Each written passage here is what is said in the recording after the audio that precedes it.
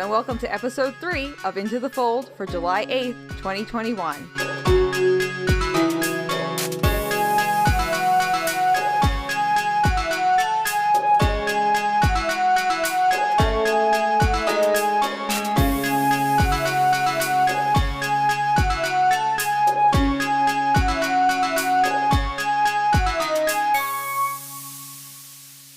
Hello, and welcome to Into the Fold, an in-depth look at Leigh Bardugo's Grishaverse and all that it contains.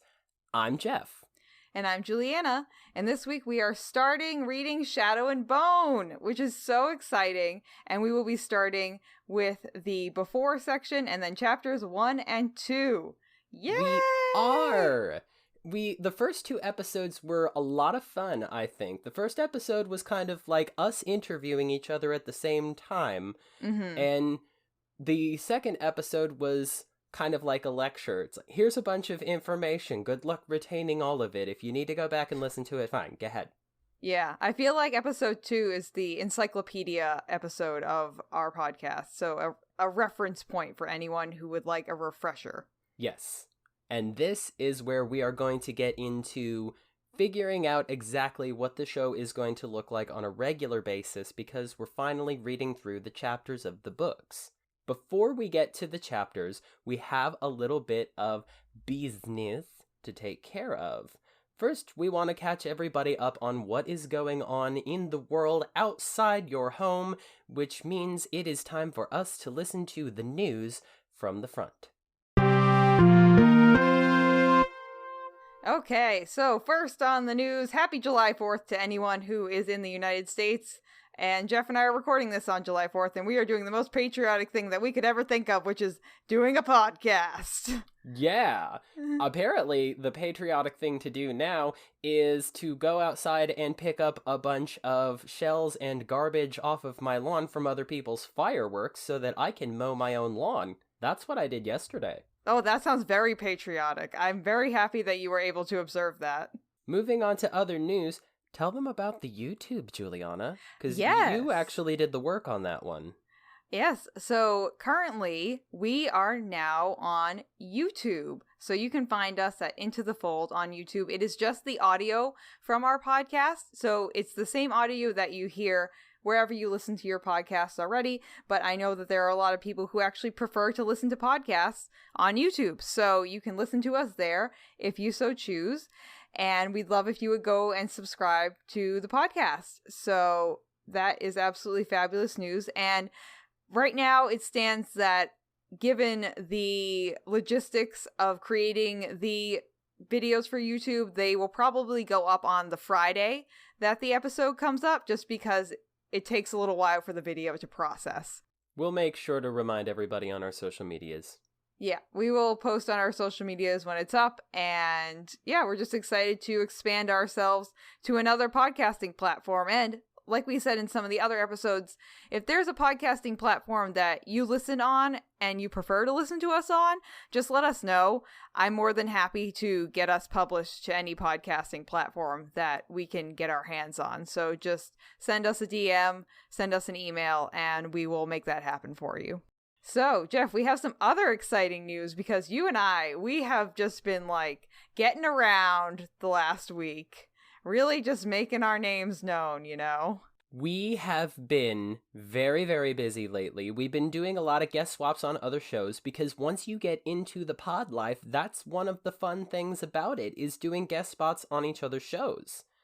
I got to do something that was so much fun. I got to be on a show called But Make It Scary with Sequoia Simone. And on that show, she and a guest will take the plot of a romantic comedy and make it into a scary movie instead. And when you do that with her, she'll send you a list of romantic comedies, and you get to pick the movie. I picked music and lyrics, because I honestly thought that everybody else had forgotten about that movie except me. Honestly, I had forgotten about that movie, and I forgot how many times I had seen it. I think Sequoia Simone was one of the people who had forgotten about the movie.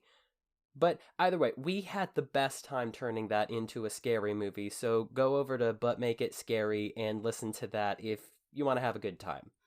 I will say that Geoff is an absolutely fabulous writer, and I was floored by his writing skills in this because he fully rewrote the plot to this movie, and I was just very impressed. So if you want to laugh and you want to take in Geoff's fabulous writing skills, please head on over there. But I was also on a podcast this past week, too. It was our dear friend Eric Skull.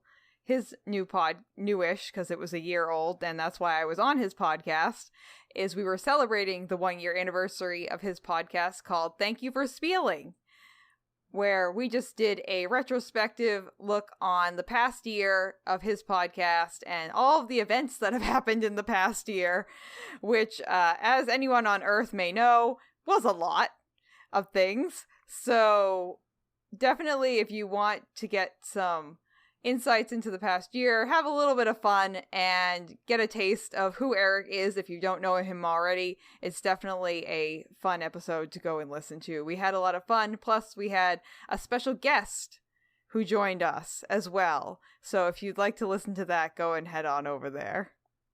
I wish you all could see the look on my face when she said special guest. Because those of us who know Julianna fairly well by this point, even if I had not listened to the episode, I would know exactly what she meant. Yeah, it's a very magical special guest for anyone. Yeah. Very magical. Totally magical. Just to round off our news, 2 quick things. One rumor that we are very glad to squash. Oh my god, and yes. One clarification from our last episode.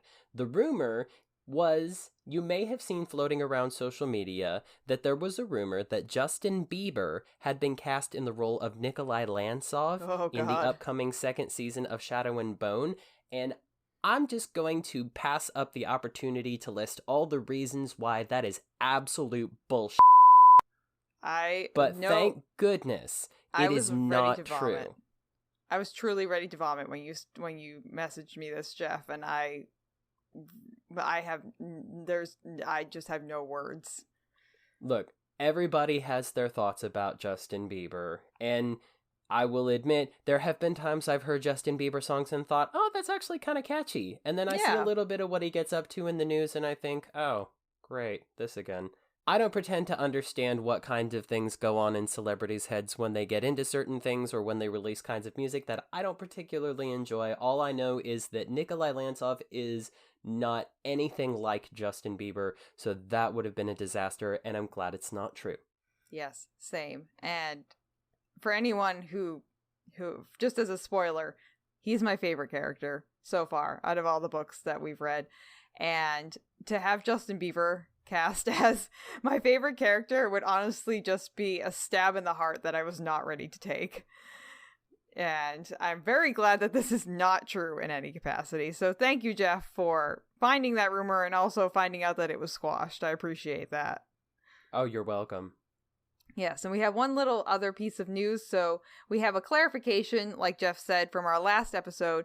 And the clarification is that Ninth House, the TV show, will be on Amazon. And there was a bidding war, apparently. Oh, yeah. Yeah, HBO, Max, and Hulu apparently were very interested in getting the rights to produce a television program based on Ninth House. But they ended up going to Amazon. Oh, I mean, Amazon controls the world, like, let's be real here. So they probably have all the money from that, but that's really awesome for Lee and her show that's going to be coming out on Amazon. So I'm definitely, as an Amazon Prime member, I will be very excited to be watching this show. And I know, Geoff, you're probably going to be able to watch it too, because I'm pretty sure you have Amazon Prime too, and I know that you work for Amazon, so I'm sure that you'll have access to it in some way. Oh, I'll definitely be watching. Yeah. So that'll be fun. Before we get to our main discussion, let's take a look at some things that our listeners have been telling us by listening to the voice of the people. Here at the Voice of the People, I would just like to, and I know Geoff would too, just like to shout out our listeners. We have just had such wonderful feedback from everyone who has listened so far. And it's just so exciting, this being only our 3rd episode, to have such lovely people listening. And we would just like to ask, the biggest favor in the entire world of everyone is, if you could just tell one other person about this podcast, because the best way to spread podcast, to get people to listen to podcasts, is to spread the word by word of mouth. So if you love this podcast, we would love if you would maybe just recommend it to one other person, and that would really just mean the world to us. And I mean, you guys already mean the world to us anyway, so thank you to everyone who has already listened. And we also have a few Instagram shout outs, people who have been very active on our Instagram recently, and that would be Kendra, our friend Kendra Dantes, who has the lovely music and her lovely music video out now for Fallen. And then we have Craft Girl Cosplay, Vanessa 9169, Victoria McCombs, and Shutterbug Drina. So thank you all for being so involved and interactive on the Instagram. We really appreciate all of you.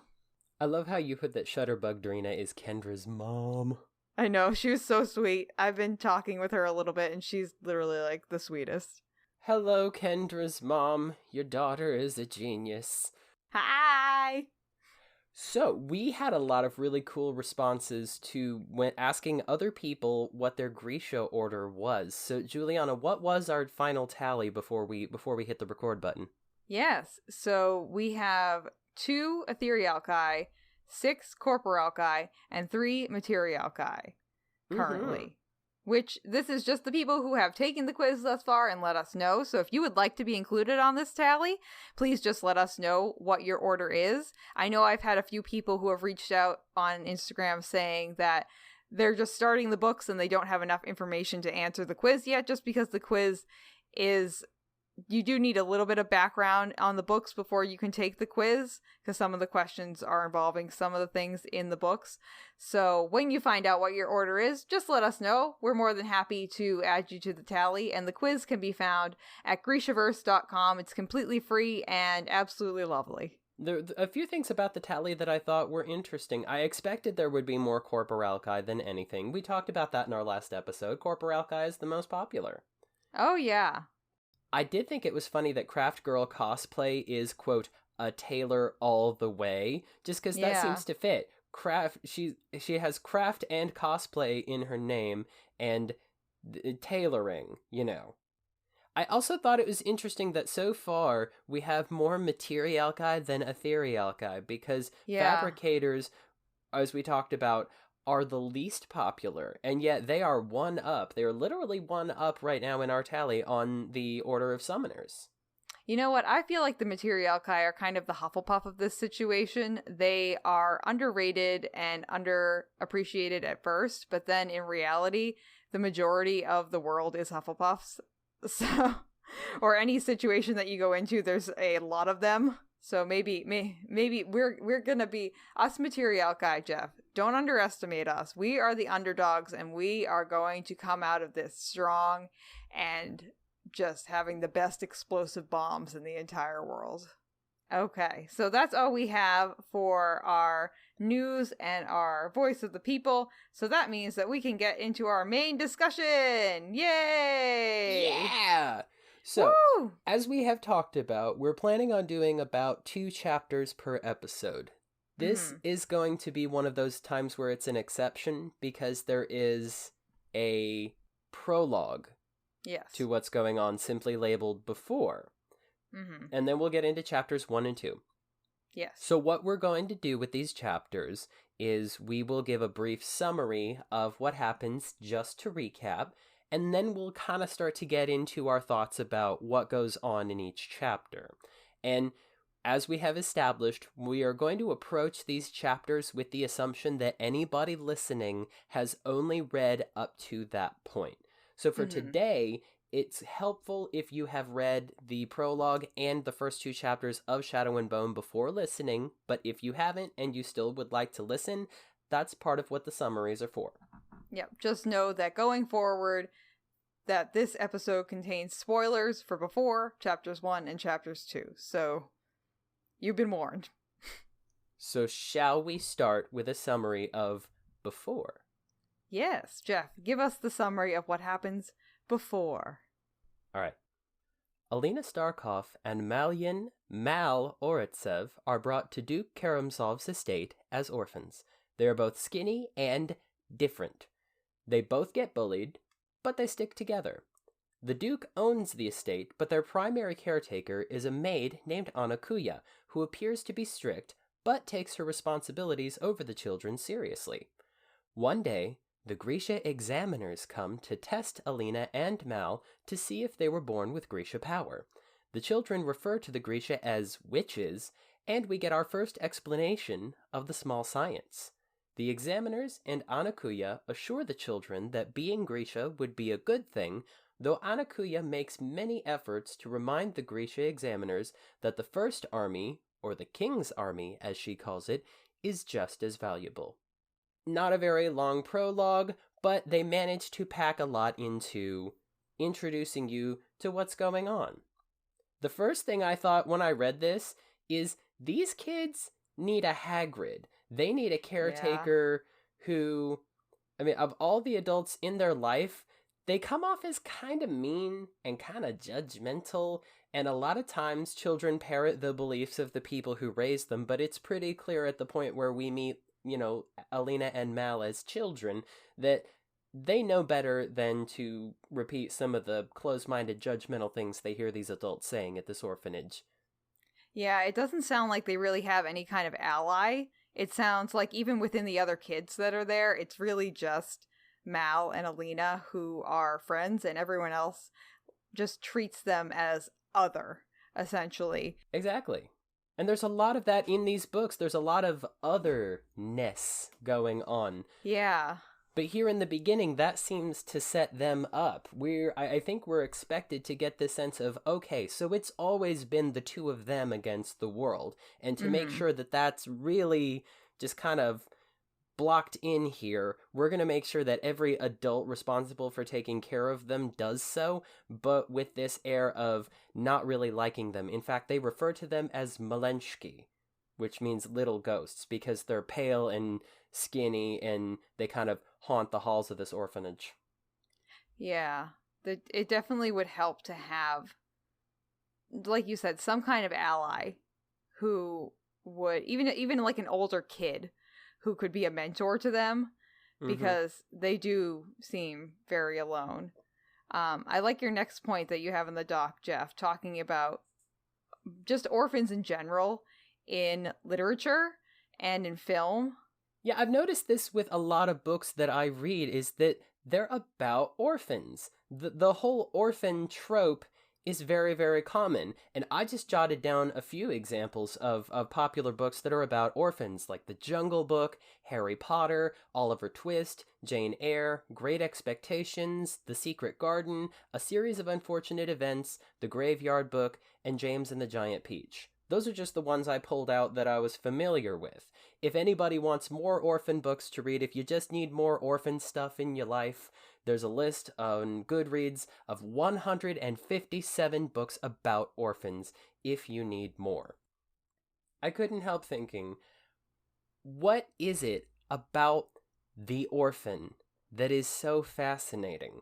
I remember I went through this phase where I was reading a lot of Charles Dickens, and Charles Dickens wasn't quite an orphan, but he grew up in a debtor's prison, and he grew up in poverty, and he grew up very much among what they would call common people. And those were the kind of characters that he wrote about, and he was one of the first ones. The sort of disenfranchised dregs of society, the ones who tend to get left behind and forgotten about, and that's why he wrote books like Great Expectations, Oliver Twist, and books about kids who tend to get left behind a lot.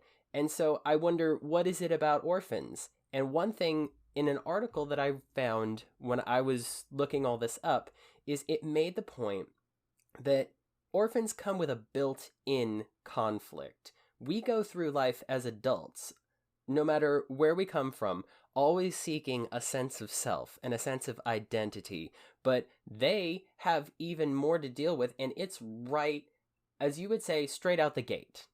It is straight out the gate, and I will say that within these books on the whole, the seeking of who these people are, not only just Mal and Alina, but other characters that we'll meet further on in the stories. It's a huge theme in this book of who am I? What am I? What am I doing? What is my purpose? Which, as you said, is something that comes built in as an orphan already, if you're including someone being an orphan in the story. So this kind of starts us out, again, straight out the gate, with this thought in our mind of who are these people? Where do they fit in? Where do they belong? What is their purpose? Even before we know anything else about them, and even if we think that they might be outsiders in some other way, we know that they are facing this internal conflict of, I don't know where I came from, essentially, and trying to find purpose and trying to find place. And a lot of times with the orphans in these books, what determines that is what happens to them next. We see them either struggling to survive on their own, being raised by a makeshift family in some other way. Yeah. Like in the Graveyard book, I love the Graveyard book, because in the Graveyard book, little baby crawls out of a house after his parents have just been killed. He wanders into a graveyard full of ghosts, and the ghosts are like, oh, this poor baby, we can't just leave him. Let's raise him. So he's raised by a village of ghosts, and it's fantastic. God bless you, Neil Gaiman. You know, I've never read that book, but maybe I will go read it. But part of what determines exactly where they go with that is what happens to the orphans after we have established, okay, they're orphans. And a lot of times it seems like there's three things that happen to orphans in these books. They get adopted. There's not a single mention of adoption here at this place where Mal and Alina are growing up, so not likely. They get raised in the orphanage for good, and then they get sent off to do whatever. It does describe that they are here to learn a trade, which would sort of lead us to the second option. They get sent away to some kind of boarding school, and while they're there, they get teased heavily for having no parents. We're kind of already here with that, because the chapter does mention that they are at the orphanage to learn the trade. So the orphanage is sort of like a boarding school and an orphanage altogether. It does also mention that the place where they're growing up is an estate owned by the Duke, where he wanted orphans and war widows in Ravka to be able to have a safe place to live. Yeah. But the third option would be that they run away, but honestly, where are they going to go? If this is your first time reading the book, you have no reason to know this, but as we get into even these first couple of chapters, you kind of start to see that where would they go? What would they do? Yeah, there really isn't another good option for them to run away to, essentially. And people who are listening now will see that, like you said, as we get into further chapters. But this is probably the best place for them, even if they are mistreated by some of the staff and the other kids don't really think too highly of them, compared to some of the other things that they would have to deal with. Shout out to Six of Crows. I think that this is probably the better of a bunch of other situations that we will come across as we move forward. Yeah, they should call it the glass half full orphanage, because if you look at it that way, it's pretty much this, or you struggle and die on the street. Hate to say it. Yeah.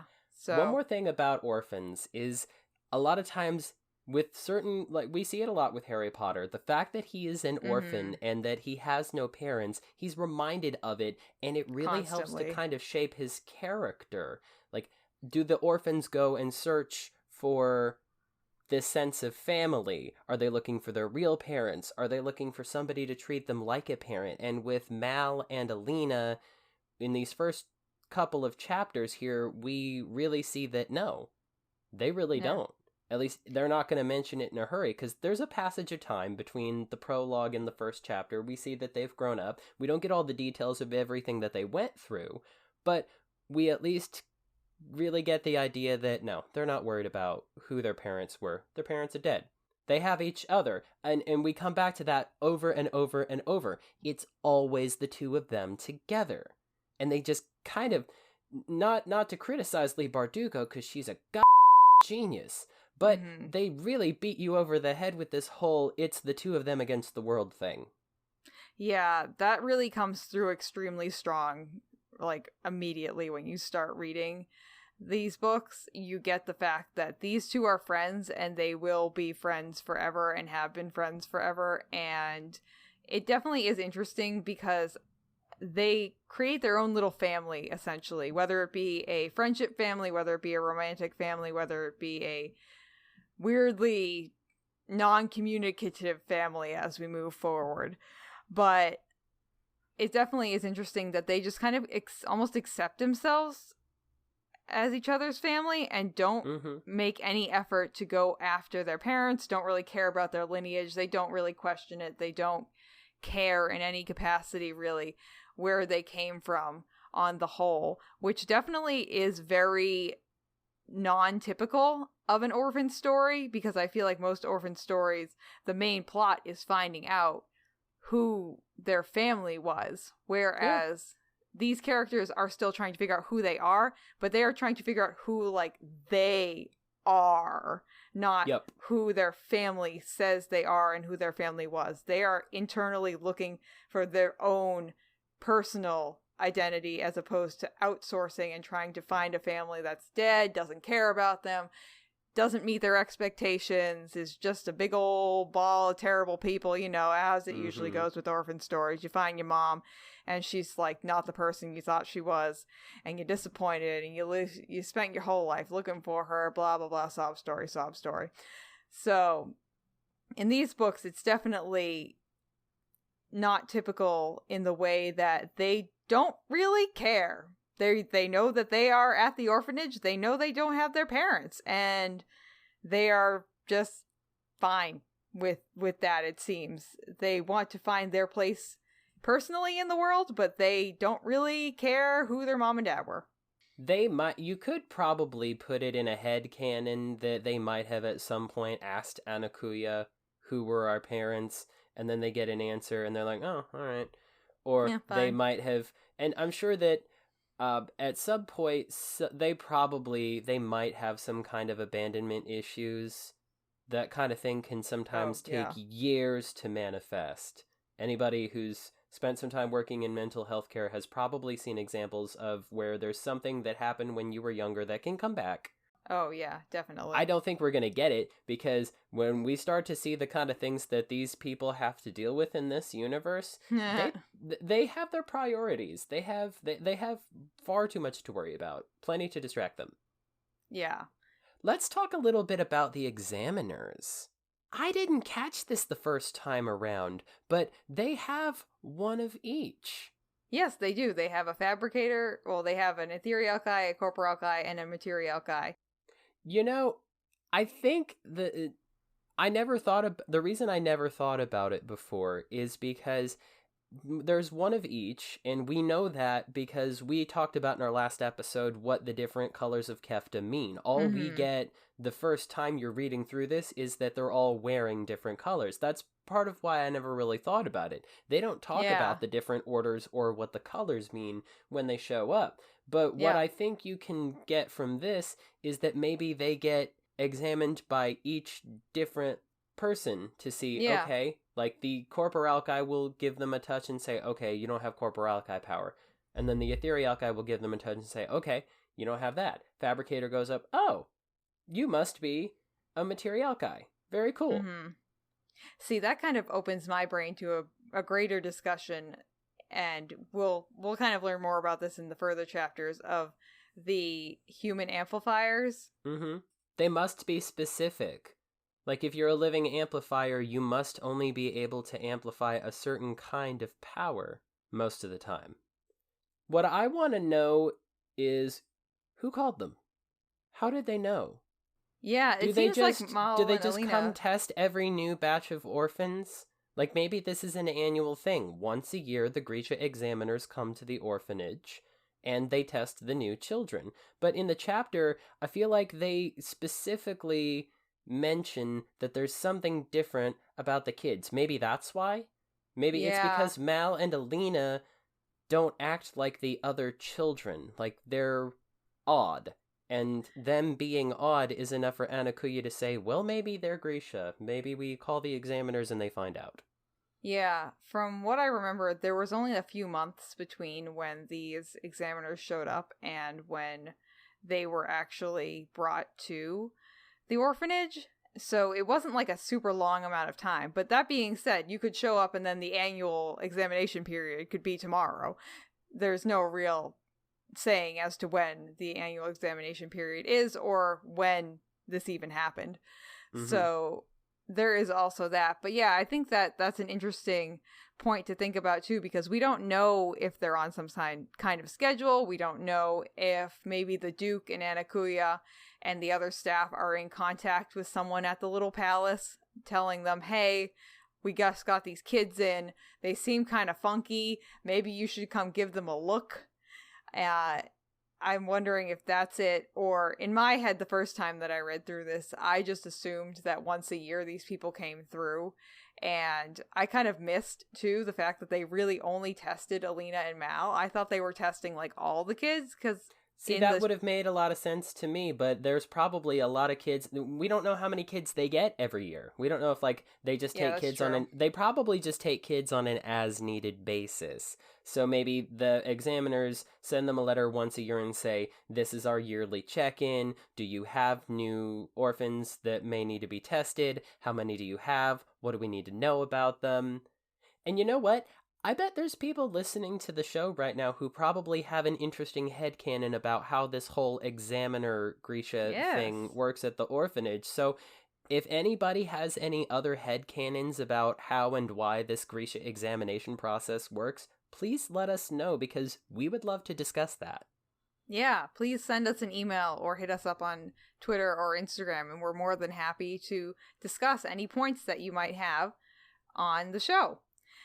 One of the other things that I found really interesting about this before section is the way that Mal and Alina seem to think about Grisha and the way that the Grisha react to when Mal calls what they do magic.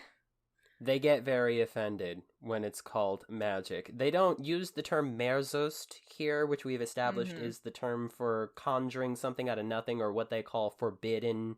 When he accidentally calls it magic, I don't think he means any harm. He's a kid. Kids say things without thinking or use words that they don't really know what it means all the time. And what my sense was that they know that Grisha exists. They know that Grisha can do things that non-Grisha cannot do, but they don't understand the term small science. Because even as kids growing up in the orphanage, Alina and Mal seem fairly intelligent to me, which is also pretty typical of the orphan trope, I think, just to kind of harken back to that for a second. But I don't think they meant any harm. I just think that it reveals the tendency to sometimes mislabel people that everybody has, even when you're a grown-up. Yeah, and I think it kind of speaks to possibly the language that the people in the orphanage, or that Mal and Alina had grown up with before coming to the orphanage, spoke about Grisha. Oh, sure, because they got a bunch of closed-minded dummies working in that orphanage. We know that. Yeah. So that, and the corporal guy kind of calls Anakuya out on that too as well, and says, this is what you teach here. And it just does reflect on the teachers and whoever is speaking, and not necessarily maybe what's taught in class, but what's spoken about in the hallways, what's spoken about in the mess hall. Things like that, where kids are always listening. They're always listening. They're picking up everything. Especially the ones who haunt the hallways, and you call them little ghosts, and they start thinking, okay, you want me to be a little ghost? Okay, I'm going to listen to everything that you say. Just to kind of jump down here to the last point, and then we'll actually move ahead to the next chapter, I think, is that if you were reading this thinking you're going to get to see the exam, don't hold your breath. Yeah. Nope.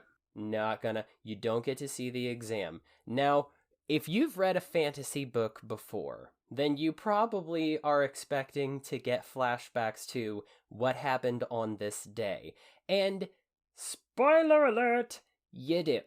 We will get to find out gradually what happened on this day and why, but be patient, because that is a slow burn. Yeah, I can't even remember when we hit that point where she starts reflecting on things, but it's definitely not in these first two chapters, so nope. Hold on to your britches. We will get there. So speaking of, how about you give us a summary of what happens in Chapter 1? Okay, so we have a summary for Chapter 1. So, Chapter 1 takes us forward to the girl and the boy as young adults during their army service. Our narrator, who will be the narrator for the rest of the series, is Alina Starkov, a mapmaker, a scrawny, sickly girl with only a few friends. There is a boy. It's Mal Oristav. Am I pronouncing that right? Probably not. Good enough. He is a handsome, tall, popular tracker. And of course, Alina has a huge crush on him, and he is also her best friend. And he seems to just have an eye for all of the prettiest girls, and all of the prettiest girls seem to try and use Alina to get to him. And this is where we meet them in what we will call present day, as we go forward. Have you noticed how they do that thing with Mal? And we actually see it, I think, a few times in this first chapter, where he knows he's good looking, but he doesn't flaunt it, but he knows it. And when the girls flirt with him, he's just kind of waving them off like, oh, come on. I look fine. But have you noticed how he seems to only slightly enjoy that every pretty girl wants to flirt with him, though?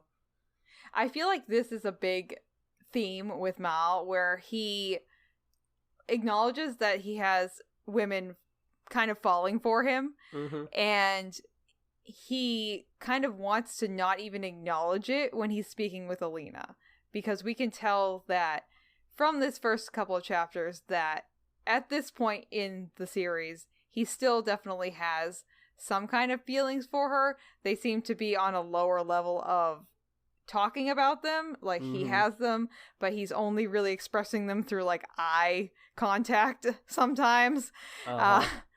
It's not... He's acting like a teenage boy, essentially. He's acting like a teenage boy who has feelings for someone but can't really express them with words and they quite are yet. Teenagers. Yeah. Again, anybody who has read a YA fantasy book before is familiar with this feeling, but they are teenagers. They are not very old. They are quite young, and they are shouldering burdens throughout this series that people who are well into adulthood are not able to handle. Yeah, I just think of people that I know, I mean, even including myself, who are in their, like, late 20s and in their 30s, who I definitely have not dealt with as much adversity as these characters will deal with and are dealing with in these books. So props to Mal and Alina for just being out there and staying alive and keeping their shoulders up and keeping going. Props to them for that, for sure. Yes. You put in a note here about, it's just this small little moment, but green and gold smells is a phrase that is used by the author. Isn't she great at descriptive language? Like, not just describing the landscape of where we are, but like, she really makes you feel like you can smell the smells and you can feel the feelings of where they are. Yeah, she does a very good job with using very picturesque and descriptive words, I would say. And the green and gold smells on its own just sounds kind of like weird. Like, what does that smell like? But if you listen to it within the context of everything else that's being said in that passage, you realize, like, oh, that's the smell of leaves in the fall turning from green to gold. And as someone who lives in New England, that smell is very familiar to me. And that's the difference between being a good author and a great author. A good author can write dialogue. A great author can paint a picture and make you feel like you were there. And that has a lot to do with being able to find a way to describe your surroundings and your experiences with descriptive words. And that's part of why books are so much more satisfactory than the adaptations a lot of the time, I think, because with movies and TV shows, you get a visual interpretation of what is being read, and that is cemented.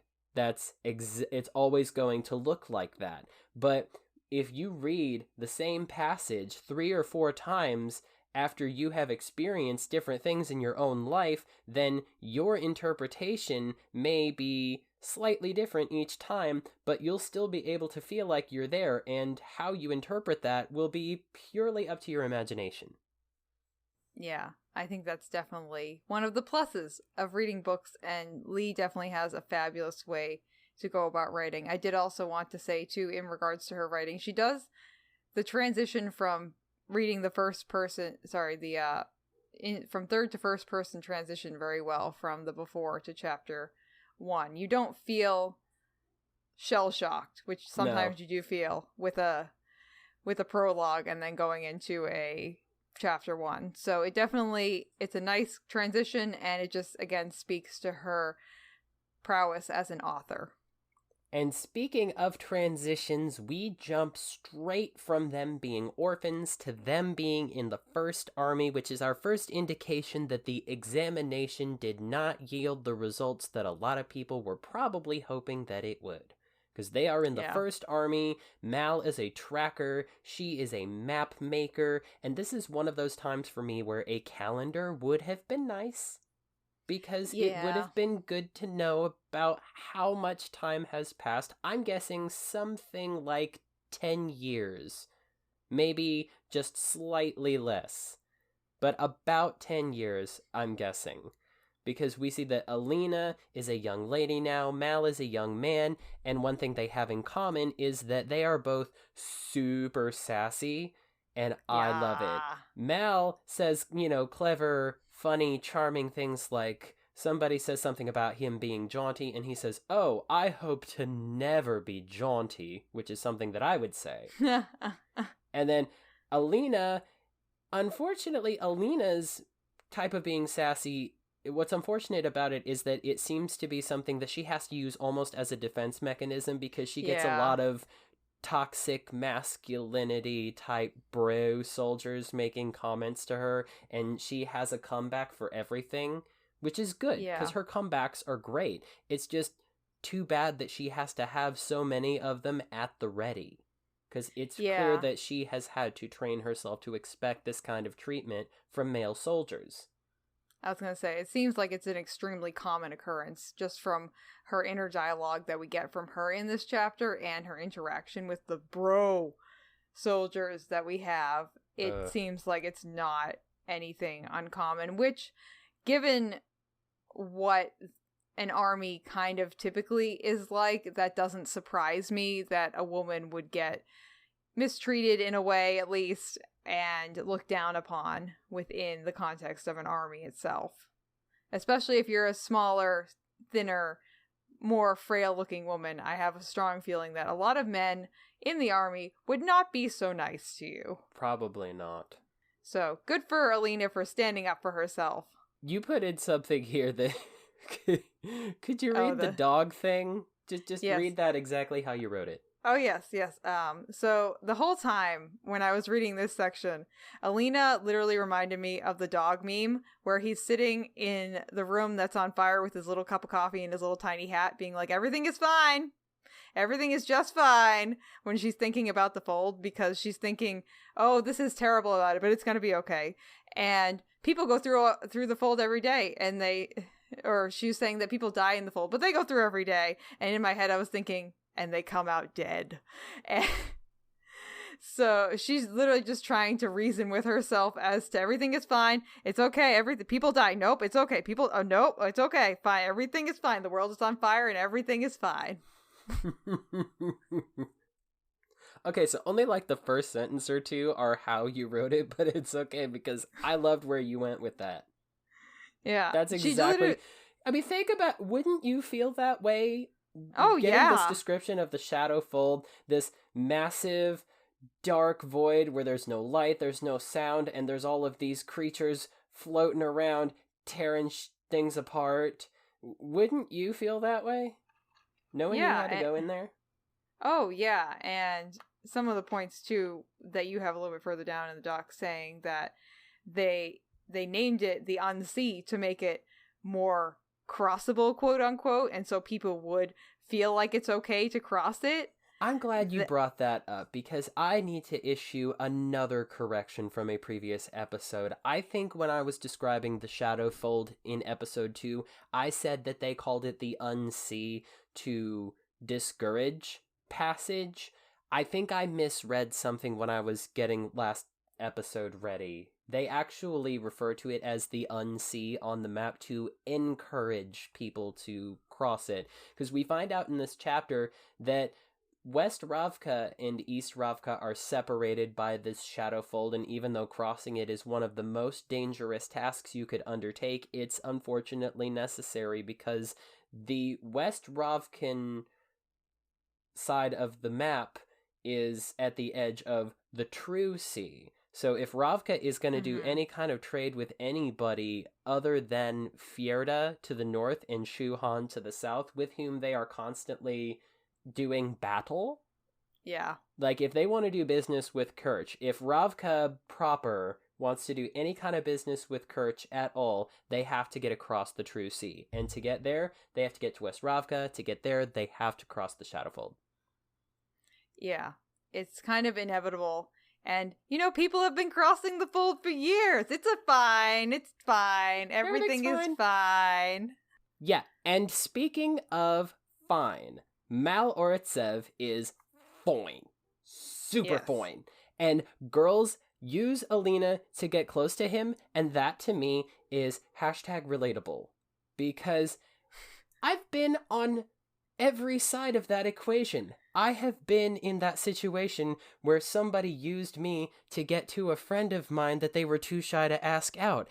And then a few years later, I didn't even see this coming. Somebody was using a friend of mine to try to get to me. And I thought, oh, so that's how that feels. Because when I was the person being used to get to someone else, I was instantly like, no, because I didn't want to be used that way. But then when I was in the other part of the equation, I said, okay, first of all, if you can't just come to me and tell me what you're thinking and we have a conversation, then we don't need to have that kind of interaction, and I don't appreciate you treating my friend that way. I misspoke again. I said I've been on every part of that situation. I have never used somebody to get to somebody else. I made some mistakes in my past, but I would not have done that. I don't think I've used anyone to get to anyone else, and I think people have maybe used me. I don't know. I've seen the situation happen many a times.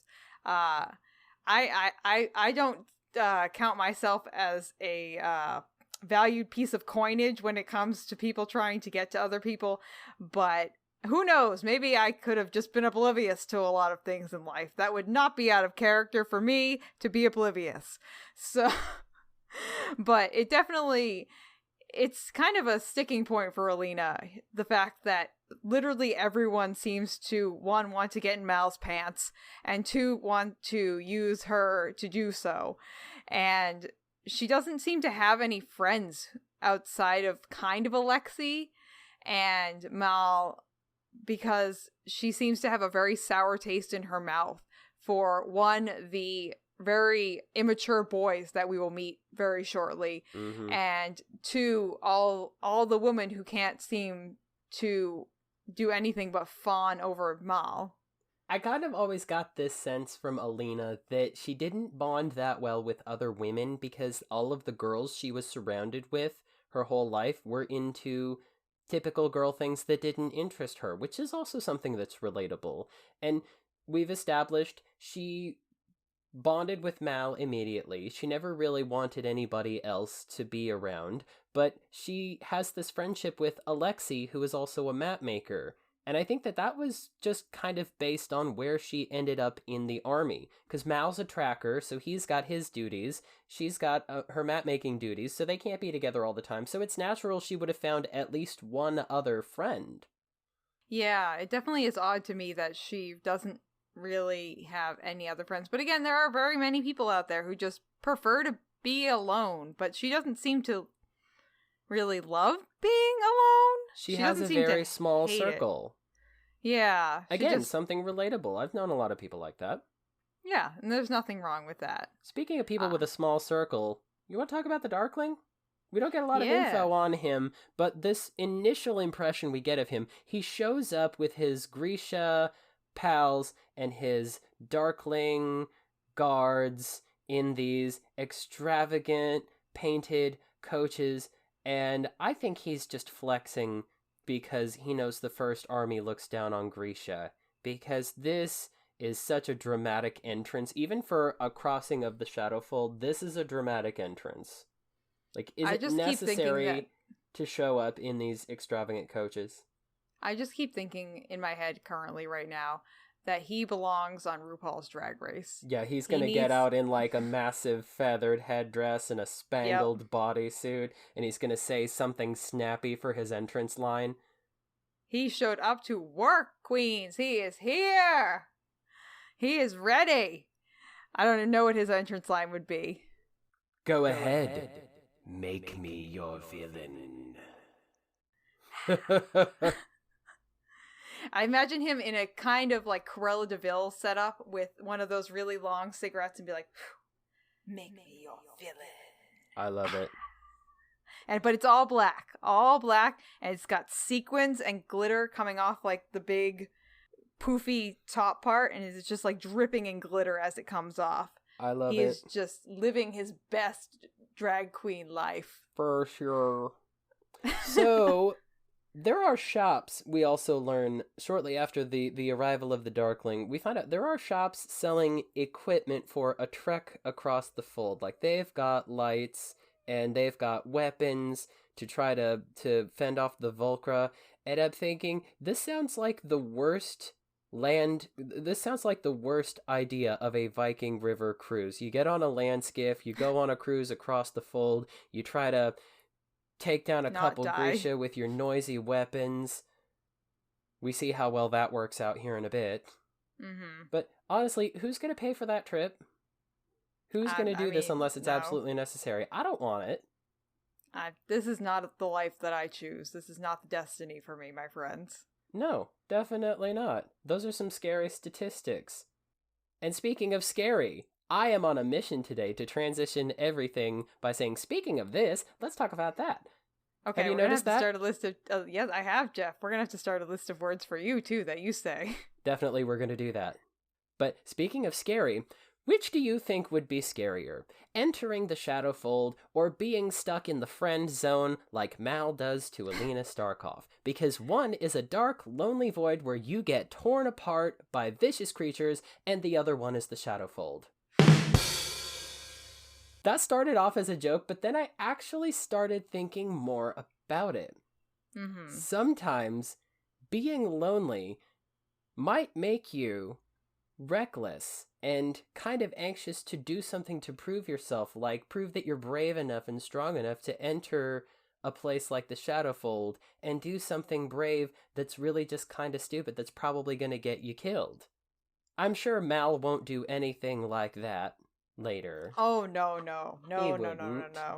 There's no way. He's so smart and responsible. Yeah, very responsible. And I definitely agree with your next point, Jeff, in that maybe people, Mal and Alina, should just maybe tell people how they feel about each other, because this is a point that Julianna will, throughout this entire book, just like coming straight out the gate, will be very irritated about and be very annoyed with. I'm sorry, how irritated and annoyed? Very much so. And oh my god. When I was reading these books through the first time, literally I had my hands in my head on my table being like, just tell him! Just tell her! Like, communication is needed for a relationship. I understand that you are young, but like literally we're gonna get to situations in this book where how can you not say anything? But yet they don't. And it makes me want to jump out of my skin. Okay, I'm done. Wow. I feel like my reaction to it is actually kind of tame. I was worried about being a bit dramatic. Now I don't feel that way anymore. Oh no, this is one of my bigger sticking points and my stronger feelings that I have throughout the entirety of all three of these books is the lack of communication between these two. I think what it says about us is that you and I, we've agreed and we've established, you and I are honest, straightforward people. We can have a frank conversation with one another without getting our feelings hurt because we know it comes from a good place. And we also know that we don't really have that much to gain by holding things back when we need to just be honest. And that's not just a you and me thing. That's how we talk to people thing. Yeah, but I definitely have been too blunt sometimes, so. True. But at the same time, this romantic pairing between the two of them is obviously going to be central to the plot of all of these Shadow and Bone books. So if they give too much away initially, I get it. So maybe now I'm thinking just good for Leigh Bardugo for making us feel our feelings. Yeah. Well I mean, done. she makes you care that. I mean, obviously she makes you care that much about it. Yeah, she invoked many feelings from me and will continue to do so as we read through the rest of these books. But definitely she is utilizing all the literary things that she can to make us, I feel like, just highlight little bits and pieces of their relationship and give us teeny tiny little crumbs until we finally get to a point where we're like, It's a literary technique, I think. Yeah, very slow burn literary technique. The moment of brutal honesty because it prolongs this tension that we experience where you just think, oh my gosh, when are they just gonna, forgive me for being blunt, but there's this feeling of when are they just gonna fucking get it over with? I know, the tension just is so, but she loves to do this with her characters in her books. She loves to make it a slow burn. I'm learning that through Six of Crows too. She's very good at that. So now, okay, we have established they're getting ready to enter the Shadowfold. They're not going to be honest about the fact that they have a crush on each other. There's a bunch of toxic masked soldiers everywhere. The Darkling is a drag queen now. We've made this canon. So let's get into Chapter 2. Yes, Geoff. What happens in Chapter 2? Well, in Chapter 2, the crews board the skiffs, and they get ready to enter the Shadowfold. We do find out that the blue Kefta belong to Etherealki, the Order of Summoners, and the silver cuffs and collar indicate Squallers, who have power over the wind, and red cuffs and collar indicate Inferni, who have power over fire. Presumably, these are the only Grisha we have for this mission because they're the only ones who are needed. It's clear that they're using a combination of 1st and 2nd Army soldiers to cross the Shadowfold for this mission. Presumably, this would be something they would do regularly. And again, with the descriptive language, entering the fold is described like standing at the edge of everything. It is total darkness, absolute silence, except for the sound of the Volcra. The Volcra, we learn, are shrieking, winged creatures with rows of crooked black teeth who start grabbing the soldiers right off the skiffs and flying off with them very shortly after they enter the Shadowfold, including, unfortunately, poor Alexei, whose only crime was being a friend to Alina Starkov and being a Darkling fanboy. Mal gets attacked by a Volcra, but Alina manages to fight him off. The Volcra, not Mal. And then the skiff is suddenly outnumbered by this massive wave of Volcra who are descending on the skiff, and just when all seems lost, something inside Alina gives way, and the world goes white. A powerful light is unleashed from inside Alina, and then she passes out. That's where the chapter ends. But it's pretty clear that what happens here is she had this power inside her, and it was unleashed by the horror of seeing Mal be attacked and almost die. She had this very, very strong sense of, if I can't protect him, then all is lost. And that is what unleashed this power from inside her. Yeah, she's reaching for that one last reserve that she has inside of her, that one last kick before anything extremely terrible happens, like Mal's death. And instead of getting a little rush of adrenaline like you and I would normally get, we Mhm. get the power of light shining through her entire being. I can say on a personal level, I have never experienced that, but I'm sure it is exhilarating. And clearly it tires her out. But we'll get that then in the next chapter. But It's not a very long chapter, is it?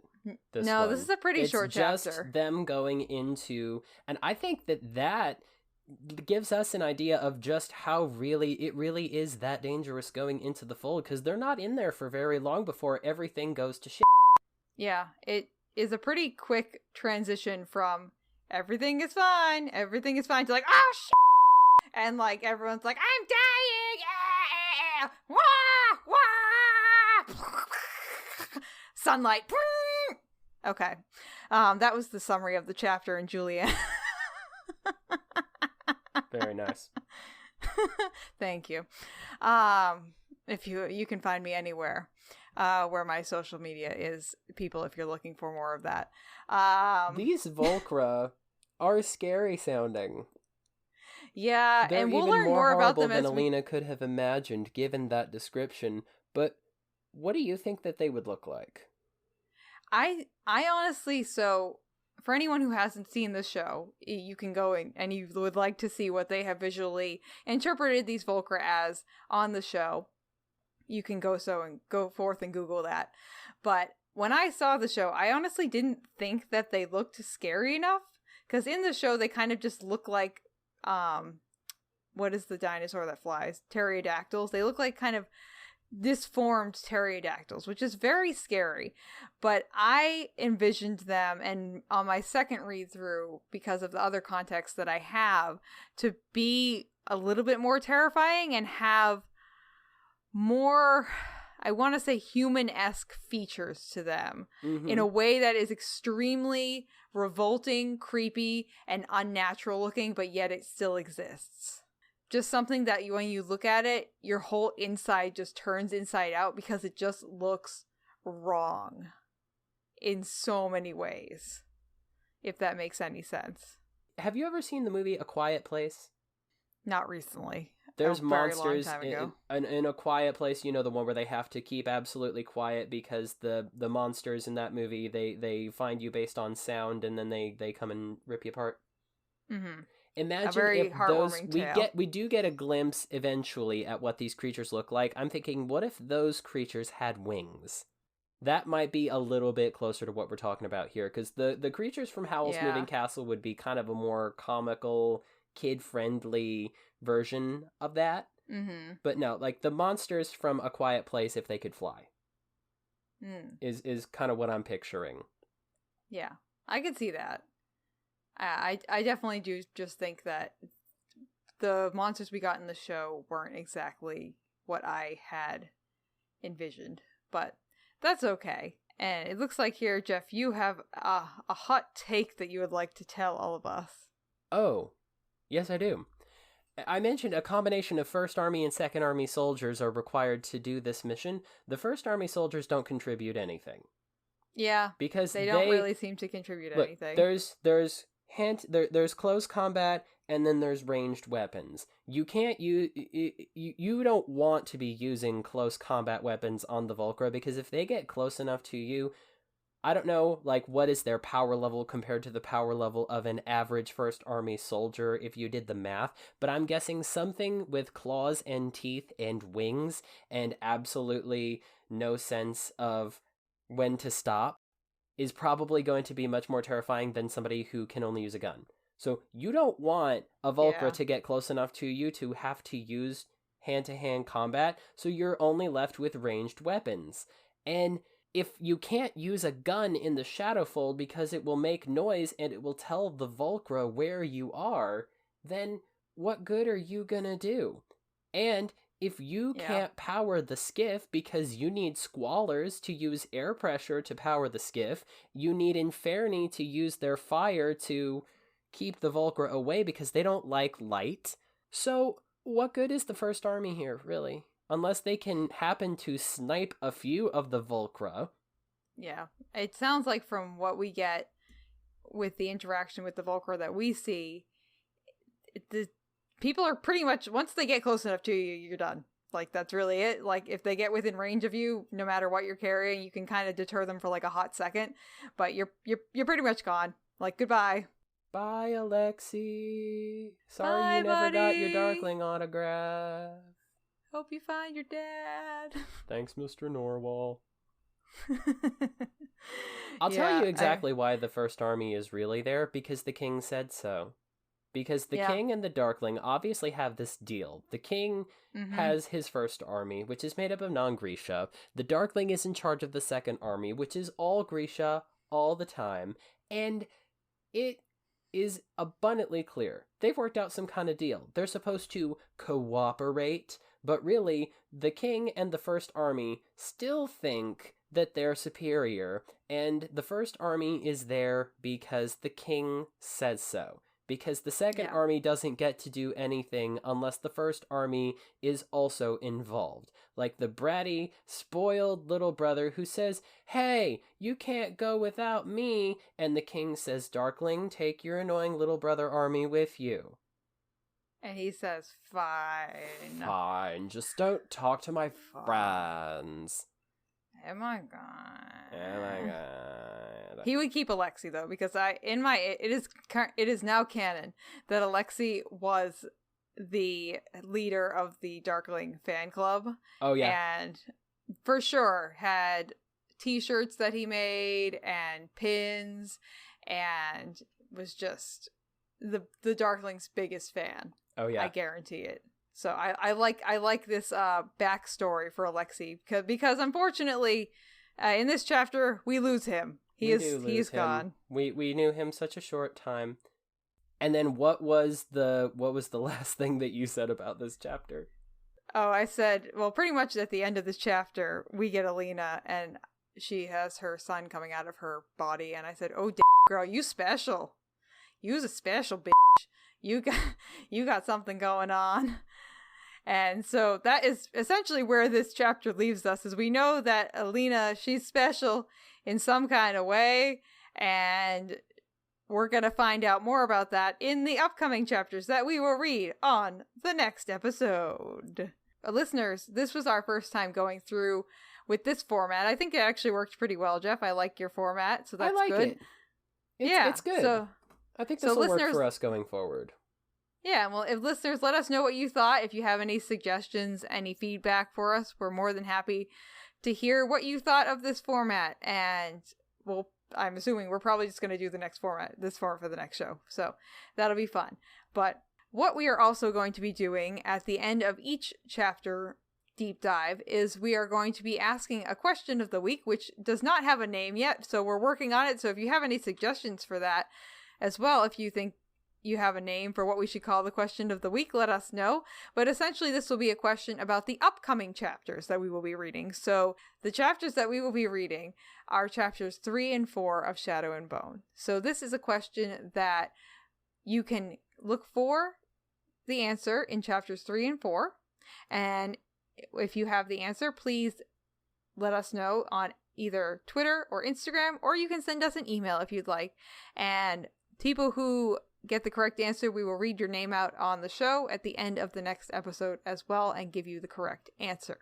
So, our question of the week for chapters 3 and 4 is, in the next chapters, Alina is taken to the little palace by the Darkling to understand her newfound power.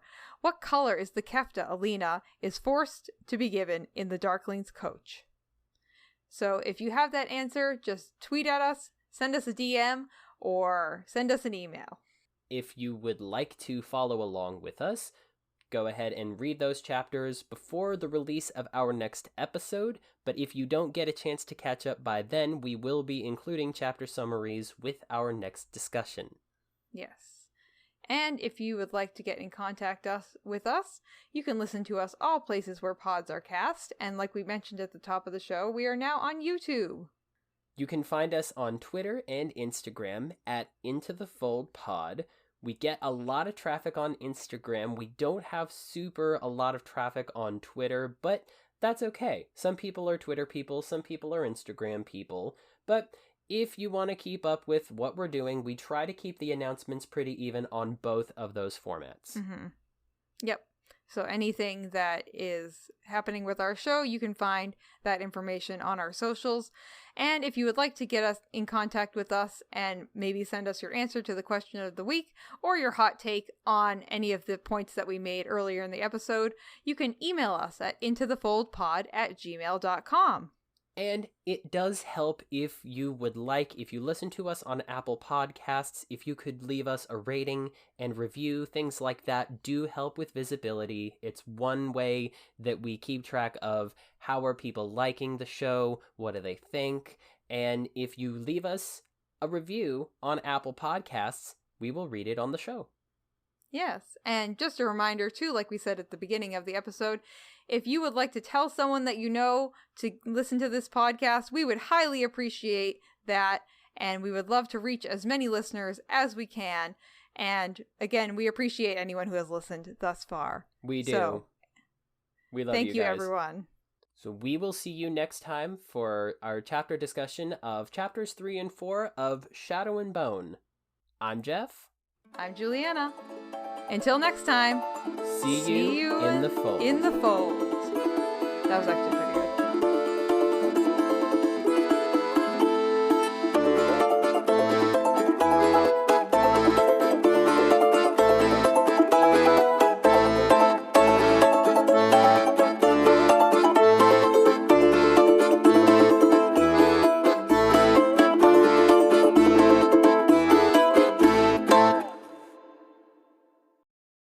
Okay, are we ready for clapping? Sure. Okay, I'm gonna count the claps. Okay, I'm gonna clap then. All right, 1, 2, 3, and then clap. Oh, sorry. I thought we were... No, do... Okay. Okay. You may proceed with the introduction. Okay, we're putting that on the list too. Is that on the list? Okay. Okay. It's like your version of all right. All right. Okay. Yay, we're doing a podcast. All right. Hey! Hello, and welcome to Into the Fold. Wow. An in-depth look at Leigh Bardugo's GRISHAverse and all that it contains. Stop looking at me like that. This is so I see sultry. that face you're making. That was so sultry. Like, hello. Okay, I'm going to And back away welcome and try it again. to Geoff's sultry corner. Hello, and welcome to Into the... Sorry. Okay, sorry. I'll shut up. Okay. Well, don't make it sound so cheap. I haven't gotten around in some time. Oh, my. Yeah. Ooh.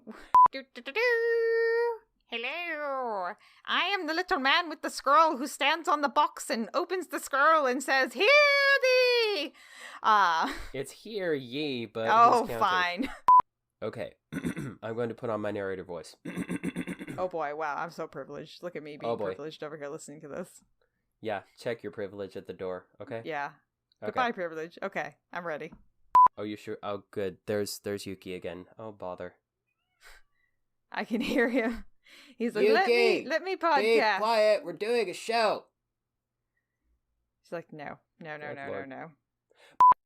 Speaking of getting there, how about you give us a summary of what happened? Wow. Oh, my self-esteem! Oh, my self-esteem! Self-esteem. Well, I will say that he definitely has more self-esteem than the Fat Friar. Let's give him that much. So. But, no,